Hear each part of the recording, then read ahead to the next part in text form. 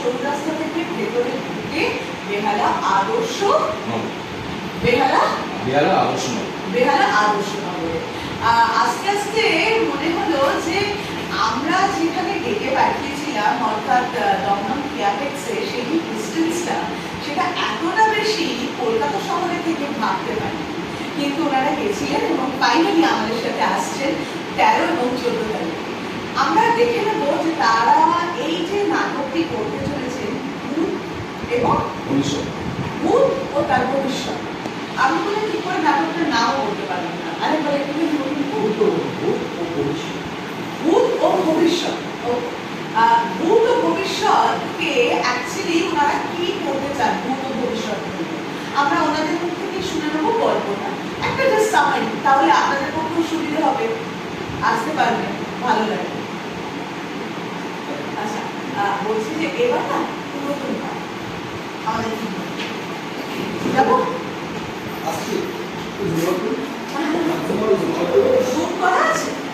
1.1x আচ্ছা, হ্যাঁ একটুখানি জুম আউট করে নাও, দিয়ে 3 মিনিটকেই শুধু নাও, জুম ইন করলে কোনো অসুবিধা নেই, যদি ওই ডিস্টেন্স থেকে মনে হয় একটুখানি জুম ইন করে দেবে অসুবিধা হবে অনেক সব নিচে কম যাচ্ছে। না, কম বলছি না, বলছি জুম ইন করা জাস্ট 3 মিনিটের মধ্যে, ঠিক আছে? যাবো? হ্যাঁ প্লিজ, হাত কাম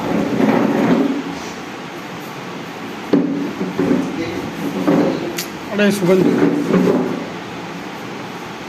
যাবো?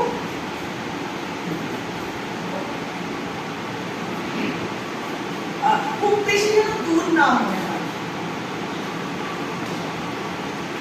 জুম ইন করলে অসুবিধা নেই, খুব বেশি জুম ইন বলছি না।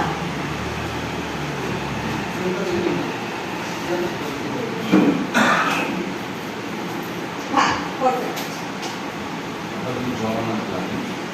আচ্ছা, থ্যাংক ইউ। ঠান্ডা জল খাও। আমি জল ক্যারি করি ওই জন্য। যাচ্ছি।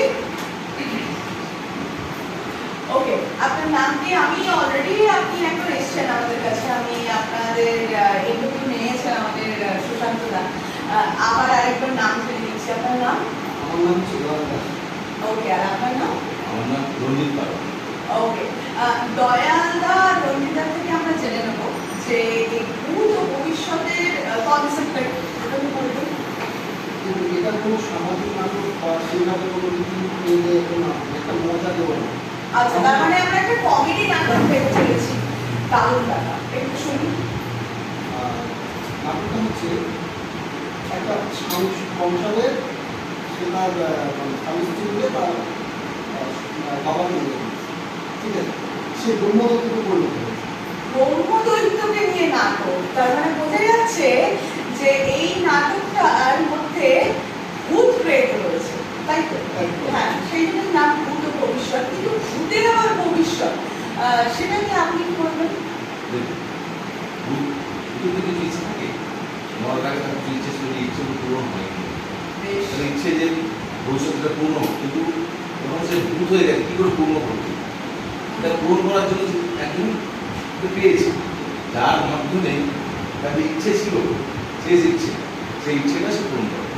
আচ্ছা, তাহলে কি এখানে আমরা এরকম দেখবো যে কারোর উপরে ভর করেছে? না না, কারো সঙ্গে যাবে, ভূত কারো সঙ্গে যাচ্ছে, এবং যেখানে তার ইচ্ছে ছিল যে ভালো মন্দ খাওয়ার ইচ্ছে ছিল, ভূতের ভালো মন্দ খাওয়ার ইচ্ছে, মানে কি দারুণ কনসেপ্ট, মানে ভূত বসে বসে খাবার খাবে? খাবার খাবে না, দেখানো হচ্ছে না, যখন মারা গেছিল ওকে খেতে দাও। আচ্ছা, এবং যে খাবারের সঙ্গে বিষটা মেশানো হয়েছিল মানে আপনি বললেন যে এটা কোনো সামাজিক নাটক নয়, ক্যারাম বোর্ডের উপর সমাজের একটা ক্যারাম বোর্ডের উপর ক্যারাম বোর্ডের উপর বয়সকালে তাদের খেয়াল রাখে না তাদের ছেলেমেয়েরা, এবং আলটিমেটলি গিয়ে তাদের এই অত্যাচারের সম্মুখীন হতে হয়, এবং সেখান থেকে তাদের যে ইচ্ছা, মানে এরাও তো আমাদের সোসাইটিতে পায়, তাই না? হ্যাঁ, তো সেই যে ইচ্ছা, সেই ইচ্ছাটা উনি কি করে পূরণ করেছে। আচ্ছা, আমি বেশি কিছু জিজ্ঞেস করবো না নাটকের বিষয়ে, নাহলে নাটকটা দেখতে আসার ইচ্ছেটাই মরে যাবে। হ্যাঁ, কিন্তু একটা জিনিস জানতে চাইবো যে